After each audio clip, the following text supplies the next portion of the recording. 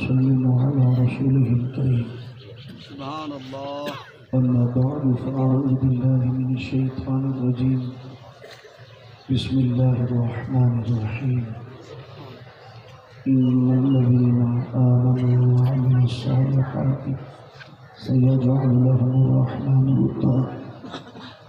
صدق الله العظيم وصدق رسوله النبي الكريم الأمين. إن الله وملائكته يصلون على النبي حق نبی یا نبی. يا أيها الذين آمنوا صلوا عليه وسلموا تسليما. اللهم صل بلغ الصلاة والسلام عليك يا رسول الله. الصلاة والسلام عليك يا سيدي يا حبيب الله وعلى آلك وصحابك يا نور الله. مولاي صل وسلم دائما أبدا على حبيبك خير الخلق كلهم. اللہ جل مجدہ کی حمد و ثنا نبی کریم صلی اللہ علیہ وآلہ وسلم کے دربار گوہردار میں ہدیہ درود و سلام عرض کرنے کے بعد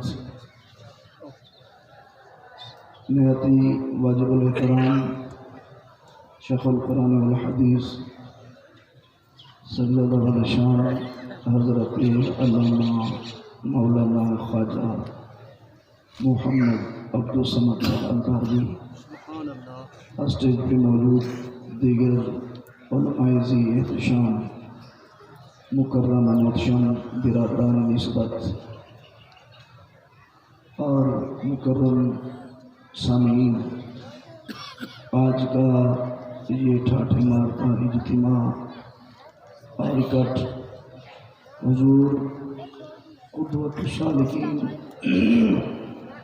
سراج الاولیاء حضور سیدنا قبلہ حضرت خواجہ محمد عبداللہ الحسنی المعروف پیر بارو کریم رحمۃ اللہ تعالیٰ علیہ کی سال سلام کے لیے منعقد کیا گیا ہے، جس کی سیادت و قیادت محبوب المشائخ والعلماء حضور شیخ القرآن والحدیث قبلہ خواجہ الحافظ القاری خواجہ محمد حسن صاحب الباروی زیدہ مجدو فرما رہے ہیں.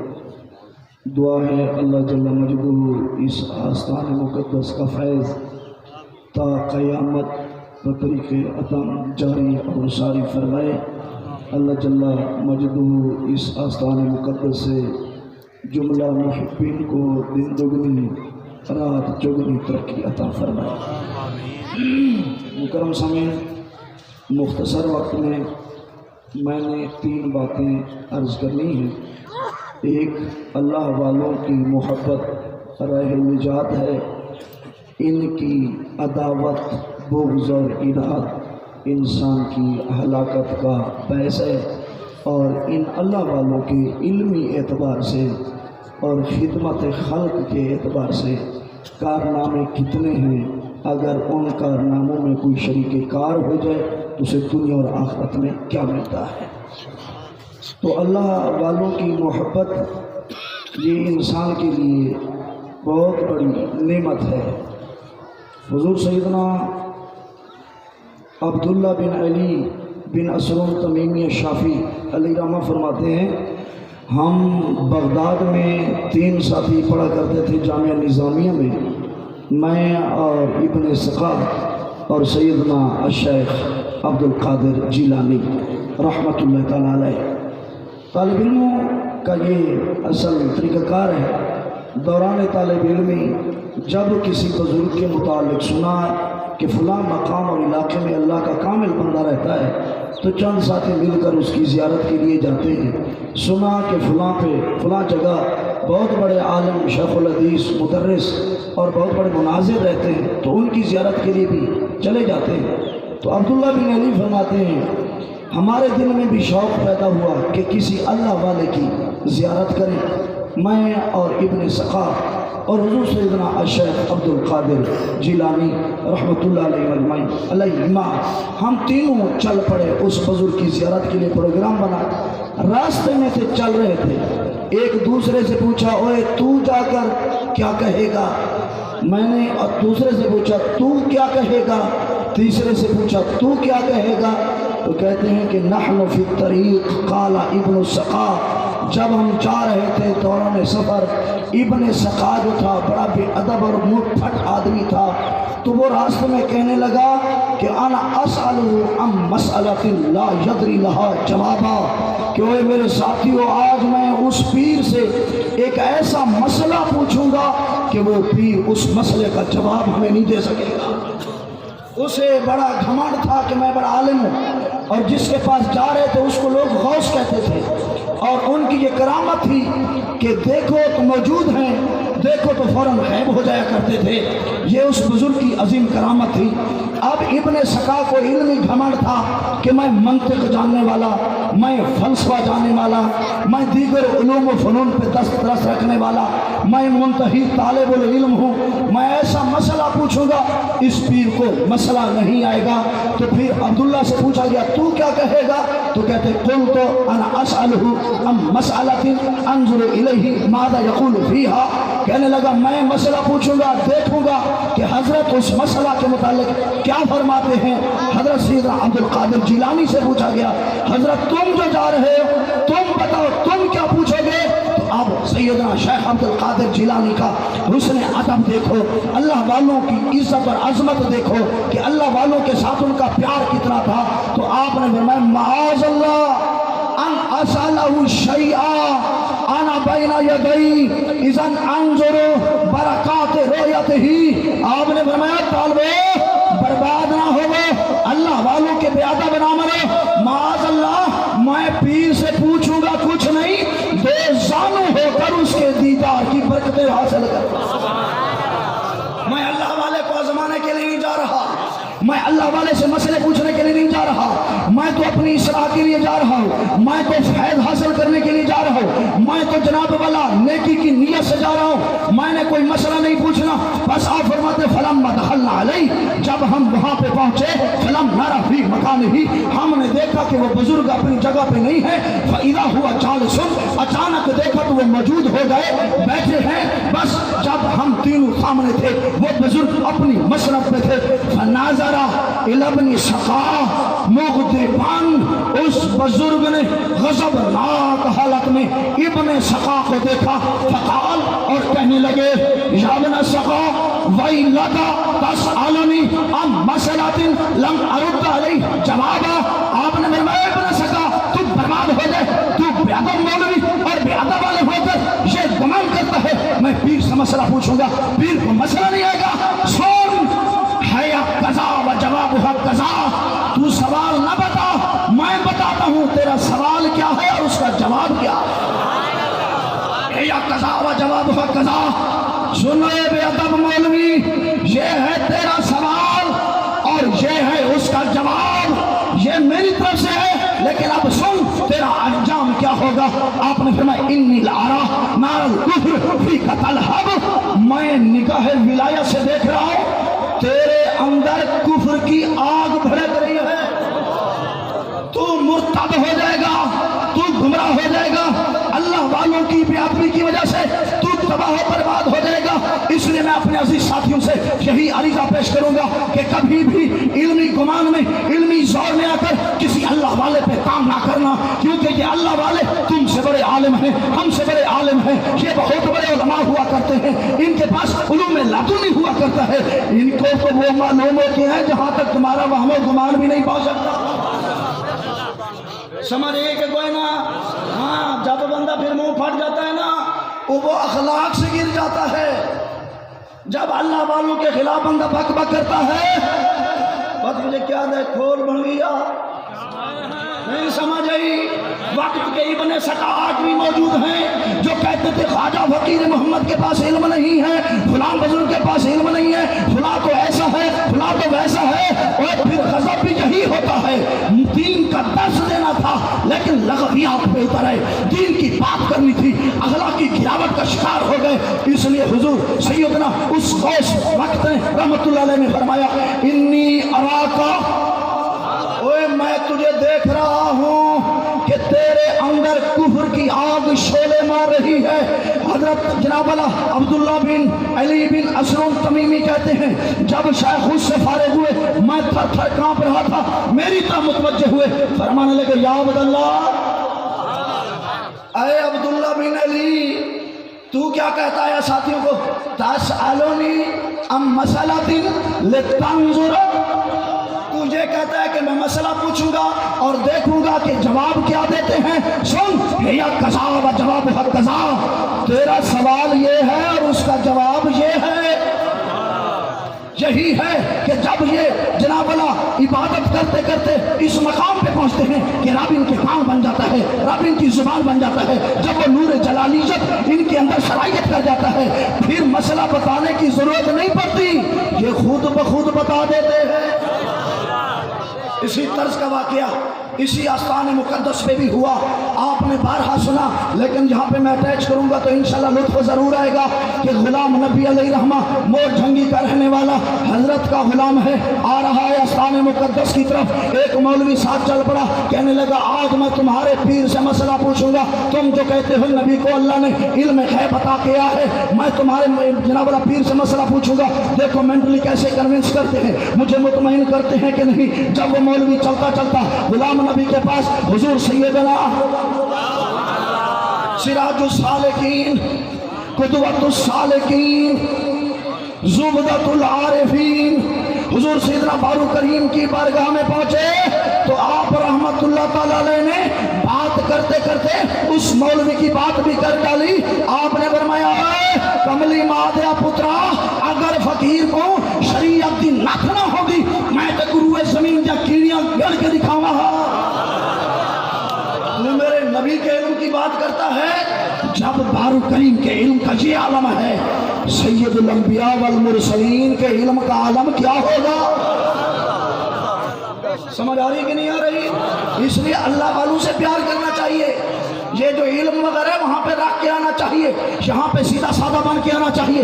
ہم جا رہے ہیں فیضان حاصل کرنے کے لیے، ہم جا رہے ہیں دیدار کے لیے، ہم جا رہے ہیں زیارت کے لیے، ہم جا رہے ہیں کچھ نہ کچھ سیکھنے کے لیے، اس لیے اپنے آپ کو سنبھال کے آنا چاہیے، کیونکہ یہ اللہ والے ہیں، تمہاری زبانیں بعد میں کھلتی ہیں، یہ تمہارے قلوب و اذہان کو پہلے دیکھ لیتے ہیں۔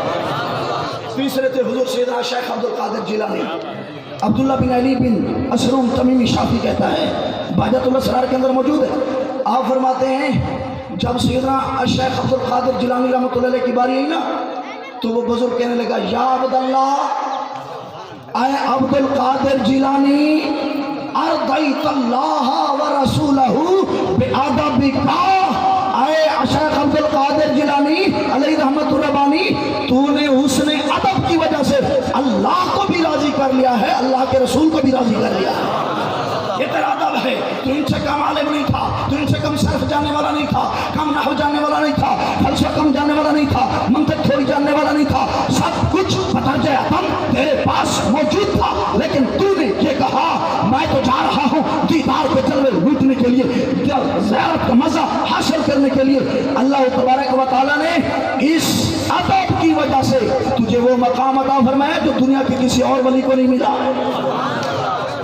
عبداللہ بن علی کہتے ہیں ادناہ منہ، آپ نے شیخ عبد القادر جیلانی کو قریب فرمایا، وَأَكْرَمَهُ، آپ کی تعظیم و تکریم فرمائی، پھر اس کے بعد فرمایا کأنی انظر الیک کأنی اراکا، اے عبد القادر جیلانی میں نگاہ ولایت سے دیکھ رہا ہوں، میں نگاہ ولایت سے دیکھ رہا ہوں کہ بغداد کا شہر ہے، قد صعدت علی الکرسی متکلما علی الملأ وقلت هذا قدمی علی رقبۃ کل ولی اللہ، میں نگاہ ولایت سے دیکھ رہا ہوں، بغداد کا شہر ہے، منبر رسول ہے، مجمع بغداد کا لگا ہوا ہے، تو بابانگے دہل اعلان کر رہا ہے، دیکھو عبد القادر جیلانی کا یہ قدم کائنات کے ہر ولی کی گردن پہ ہے۔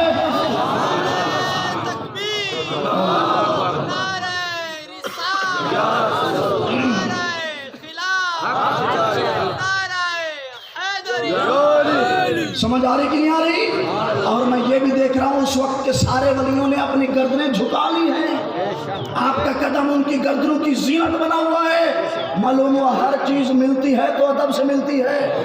اب میں نتیجے کی طرف جاؤں تو ٹائم زیادہ لگ جائے گا، بہرحال مختصر عبداللہ بن علی کہتے ہیں وقت آیا، بغداد کا شہر تھا، حضور سیدنا الشیخ عبد القادر جیلانی نے علم کے دریا بہا دیے۔ اور میرے سنی مسلمان بھائیوں، اے پیر بارو کریم کے غلاموں، اے حضور سیدنا خواجہ محمد حسن زیدہ مجدہو کے مریدوں، اے محبت کرنے والوں، اے متقدین و مریدوں و متوسلین، سنو، حضور سیدنا الشیخ عبد القادر جیلانی علیہ رحمت الربانی صرف تعویذ لکھنے والے نہیں ہیں، صرف دم پھونکا کرنے والے نہیں ہیں، صرف اپنے آپ کو غوثیت کے درجے پہ جناب فیض کرنے والے نہیں ہیں، بلکہ آپ نے فرمایا لوگوں صرف ہمارا کام یہ نہیں ہے، ہم نے درس بھی پڑھانا ہے، ہم نے کتابیں بھی پڑھانی ہے، ہم نے قرآن بھی سکھانا ہے، ہم نے حدیث بھی پڑھانی ہے، باطل سے مناظرے بھی کرنے ہیں، باطل کو دبا کے حق کا بول بالا بھی کرنا ہے۔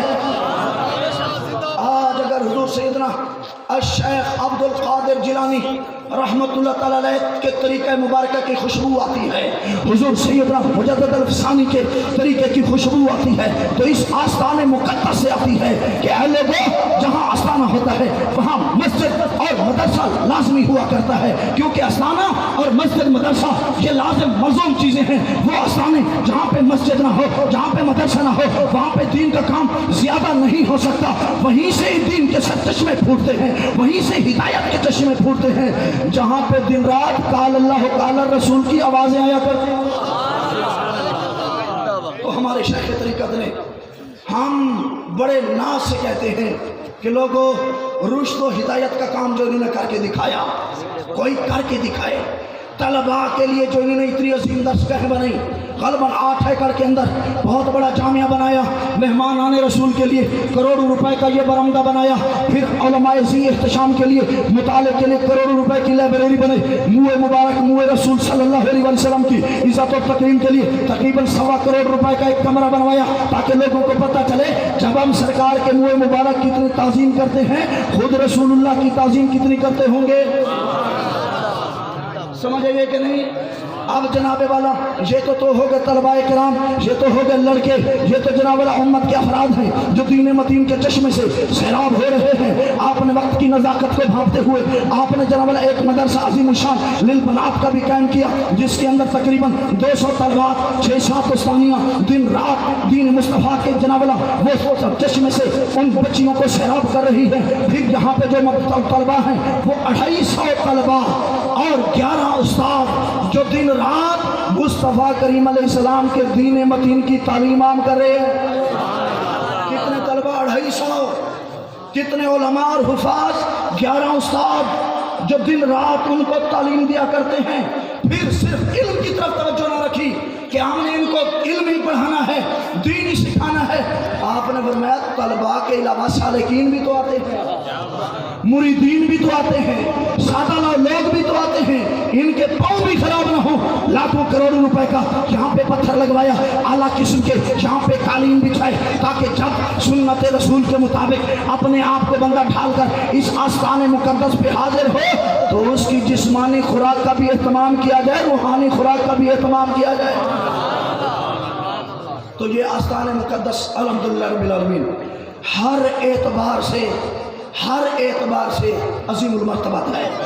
طلباء کو دیکھا جائے پھر بھی عظیم آستانہ ہے، اساتذہ کو دیکھا جائے پھر بھی عظیم آستانہ ہے، مفتیان اعظام کی جماعت کو دیکھا جائے پھر بھی عظیم آستانہ ہے، بچیوں کی تعلیم کے حوالے سے دیکھا جائے پھر بھی عظیم آستانہ ہے، خرچ کے اعتبار سے دیکھا جائے پھر بھی عظیم آستانہ ہے، لنگر کے اعتبار سے دیکھا جائے پھر بھی عظیم آستانہ ہے، شیوخ الحدیث علماء کی عزت تکریم کے اعتبار سے دیکھا جائے پھر بھی عظیم آستانہ ہے، لائبریری کے اعتبار سے دیکھا جائے پھر بھی عظیم آستانہ ہے، ناموس رسالت پہ پہرا دینے کے اعتبار سے دیکھا جائے پھر بھی عظیم آستانہ ہے، مریدین کی تعلیم و تربیت کے حوالے سے دیکھا جائے پھر بھی عظیم آستانہ ہے، اللہ والوں کی تعظیم و تکریم کے اعتبار سے دیکھا جائے پھر بھی عظیم آستانہ ہے، صحابہ اعظام کی عزت تعظیم و تکریم کے اعتبار سے دیکھا جائے پھر بھی عظیم آستانہ ہے۔ اور جس طرح یہ عظیم آستانہ ہے ہمیں بھی اپنے کردار کو عظیم بنانا چاہیے اور اپنے شیخ طریقت کے جناب اللہ کندھے کے ساتھ کندھا ملا کے ہمیں کام کرنا چاہیے کہ حضور قدم بڑھاؤ، ہم तुम्हारे साथ हैं, जलसा जुलूस की बात हो फिर भी हम आने के लिए तैयार हैं, खर्च करने की बारी हो फिर भी हम सब कुछ लुटाने के लिए तैयार हैं, कॉन्फ्रेंसेस का बुलावा है हम आने के लिए तैयार हैं, बच्चे पढ़ाने की बात है हम औलादें देने के लिए तैयार हैं, इल्म दीन की बात है तो हम बच्चे आलम बनाने के लिए तैयार हैं। इसलिए हमें भी चाहिए जिस तरह शेख अजीम है हम भी अपना मोराल और किरदार जरा बुलंद करके रखें। नहीं समझ आ रही? अब देखिए ईमान से बताएं, जितने आप हजरत के मुहिब हैं या हुजूर के गुलाम बैठे हैं, ईमान से बताओ हुजूर शेख तरीक़त मखदूम अहले सुन्नत हुजूर किबला ख्वाजा खाजगान किबला ख्वाजा फ़कीर मोहम्मद रज़ियल्लाहु ताला अन्हु जो अब इस वक्त तह मज़ार आराम फरमा हैं, अपने गुलामों का मंजर ये देख रहे हैं रूहानी, यकीन से बताओ आपने किसी मकाम पे आपको शर्मिंदा होने दिया? किसी मकाम पे आपके खिलाफ की उंगली उठी है? औलाद की तरबियत देखो, हुजूर सैयदना शेखुल हदीस वल कुरान किबला ख्वाजा मोहम्मद हसन बारवी से लेकर ख्वाजा अब्दुल मजीद तक बताओ किसी साहबजादे की दाढ़ी शरीयत की इतराम हद से कम है क्या? किसी का सर पगड़ी से नंगा है क्या? कोई इल्म दीन से खाली है क्या? कोई अदब से खाली है? नहीं। जब शेख तरीक़त ने किसी मकाम पे तुम्हें शर्मसार नहीं किया तो तुम्हें भी चाहिए कि किसी मकाम पे आपने मुर्शद को ना लगाया। नहीं समझ आई? शेख तरीक़त की इज्जत तकरीम कैसे की जाती है? शेख के मिशन को आगे बढ़ाने के लिए माल किस तरह खर्च किया जाता है?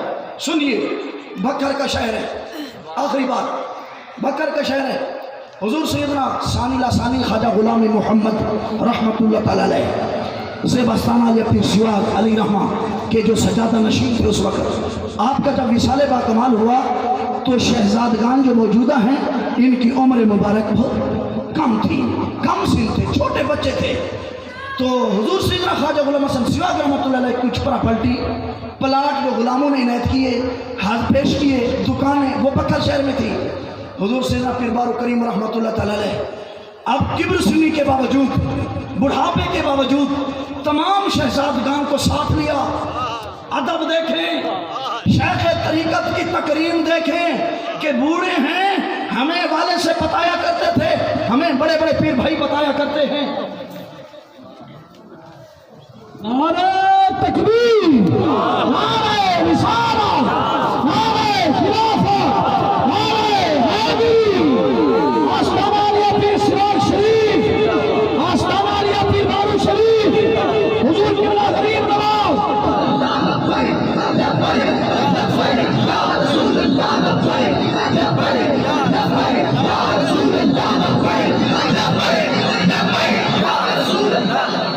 सारे आदाब तशरीफ।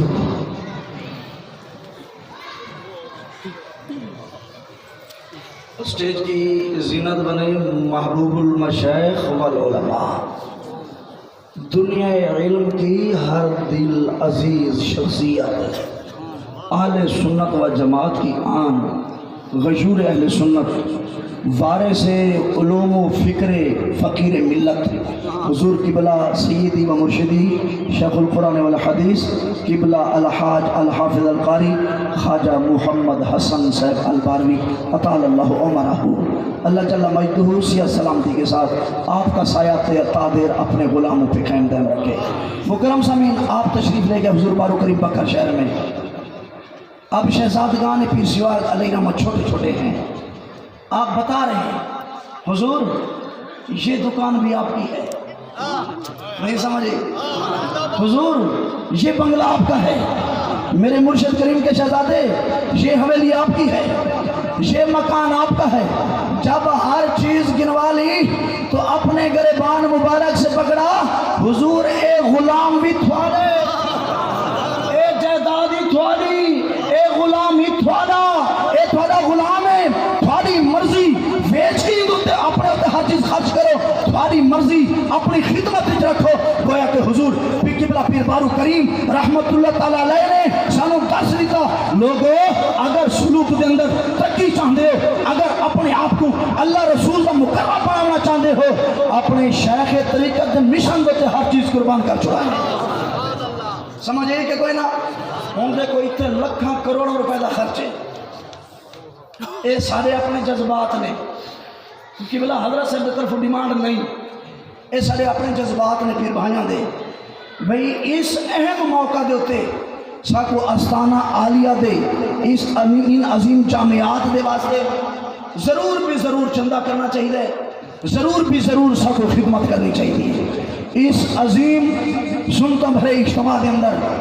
کیرا پیر بھائیے خوش قسمت جرا سب تو زیادہ رقم اس آستان مقدس دی خدمت واسطے اٹھ کے لکھواوے، سارے لوگ اس عظیم چہرے دی زیارت کرنا چاہتے ہیں۔ ہے کوئی صاحب جرا سب تو بڑی رقم آستان مقدس دے جامعات دی خدمت واسطے، لنگر شریف دی خدمت واسطے لکھاوے؟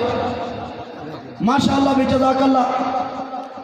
اس عظیم آستانے دوتے عظیم اجتماع دے وچوں کوئی ایسا بندہ ہوئے جرا سب تو بھاری بھرکم رقم لکھاونا چاہتا ہوئے؟ ہاں بھئی پہلا شخص جرا اس آستان مقدس دے واسطے بہت بڑا نذرانہ پیش کرنا چاہتے، وہ حاجی طالب حسین سجا، انہوں نے نام لکھ